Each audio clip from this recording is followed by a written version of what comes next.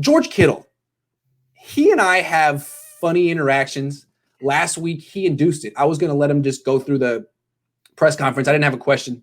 And then like 15 minutes in, he got bored and he's like, "Where's Grant? Tell Grant to ask me a question." So I turned on my phone and my camera and asked him a question like, "Did anyone tell you not to play in this game?" And he knew where I was coming from. I had written a tweet saying, "Don't play." I'd written an article saying, "Don't play." We talked about this last week and said, "Don't play." And he said, "You know what, Grant? I saw that tweet that you said. You said I should practice my little heart out. Well, I'm going to play my little heart out." And what's cool about him is he really enjoys the media player interaction in ways that pretty much no one else in modern sports does. Like my generation and younger tries to put as much distance between themselves and the media as possible. Like they're part of the royal family and we are the people in the first row at the Shakespeare con, that paid like 2 cents to get into the show. You know what I mean? Like the untouchables. We're the groundlings, the untouchables. That's how they, and Kittle's a throwback. He's like, "I actually want to talk to you." I like that. What do you think, Kittle? Well, first of all, I think your question was, does he like you? Does that indicate he likes you? My gut feeling is probably yes, but who knows? Who knows? Yeah. Who knows? He may just be a very playful person. Yes. Or he may be a strategic person. Yes. This may be when he talks to people he doesn't like. Maybe this is how he handles it. Maybe this is how his parents taught him. Yeah. Right. We just don't know. But I would say I'd rather have him like that than be a sourpuss. That's right. I love him like that. Yeah. But here's the thing. He is a throwback. But I want to tell you, when I say throwback to the 1980s, but it's very important to understand he's a tight end. Yes. Tight ends are often the most delightful players, delightful on a team. They are hybrids. They're offensive linemen, but they're also wide receivers. So they're sort of on their own, and they're people who are out there. And they have elements of both, because offensive linemen are they're the everyman. They're intellectual. They don't have egos. Wide receivers are on the other end of the spectrum. It's like an individual sport for them in a team aspect. They are the biggest stars in the locker room. And they're divas often. They're divas. So tight ends have like the diva ego while also being normal. It's a weird mix. They're almost a contradiction. And it makes them the most fascinating player on a team. Yeah. When I started with the Niners, there was Russ Francis, Charlie Young. Charlie Young, I first really got to know him. They used to practice in Redwood City, and it got dark early one night. I went out to my car, and all of a sudden, someone's yelling at me. I thought someone was going to mug me. It was Charlie. He was out there, Lowell, and he has his arms up. He starts lecturing me about God because he's born again, but he wasn't trying to convert me. He wasn't saying Jew become. He was just talking, and we talked, maybe for an hour, and we got to really like each other. Brent Jones, what a friendly, wonderful guy. John Frank. And Kittle fits right into that group. Also, Vernon Davis was really unique. Davis, yes. Extremely unique as a painter. His team didn't know what to make of him.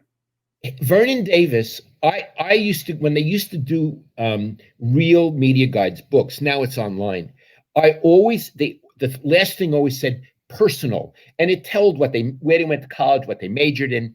And I always looked through it because I would get columns. Mm-hmm. And I saw he was a painting studio art major. So I went up to Vernon. Asked him, he said, he was so proud. And I said, "Could I see some of your art?"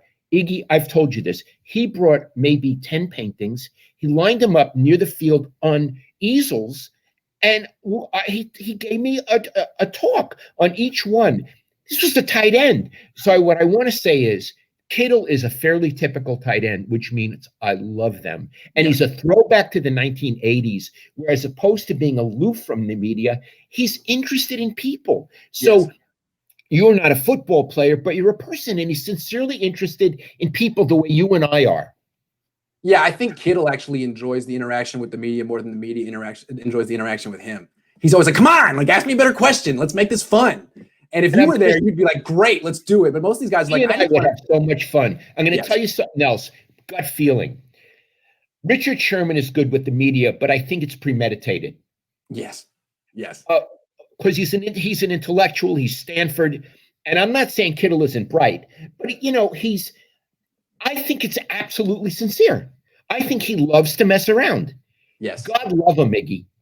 God love him. I wish more athletes could have as much fun with media people. It would make the entire sport, the entire American professional athletic experience more enjoyable for everyone, the fans, the players, the media. Imagine if players were that confident and open, expressing their personality.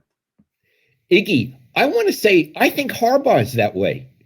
Yeah, I think I remember one time I wanted to get a question in. Everybody was asking. We were in that room. It used to be the defensive room, defensive meeting room. So I couldn't get a question in. So finally I went, Jim, like that. And he looked at me and he went, Lowell, remember that? And he just laughed. You could really have fun with him. Yeah, like Harbaugh and Kittle both see how stiff and perfunctory the media athlete interaction is. And it's boring to him. It's boring to you. Kittle likes to spice it up, and we are appreciative. I think a lot of media people are like, guys, can we just get over this and do the same thing we did yesterday?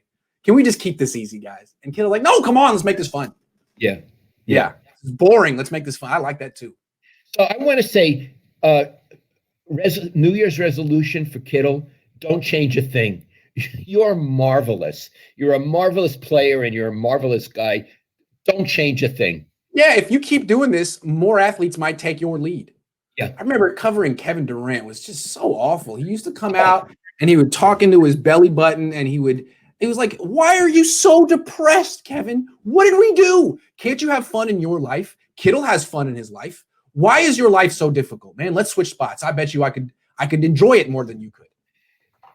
On those great Warrior teams, they generally were terrific. Curry is wonderful. Great. Clay's so much fun. Clay is but there were two sour pickles.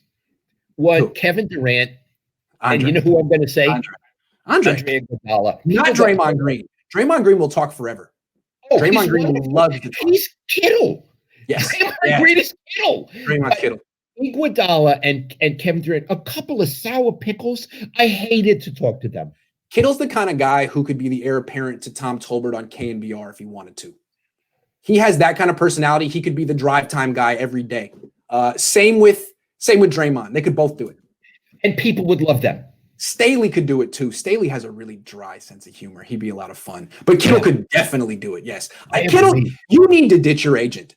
I don't know who your agent is, but I have so many better ideas for your career than he does. I mean, I could get you better. You'd only charge him a nickel. A nickel. I mean, what are you paying that guy for?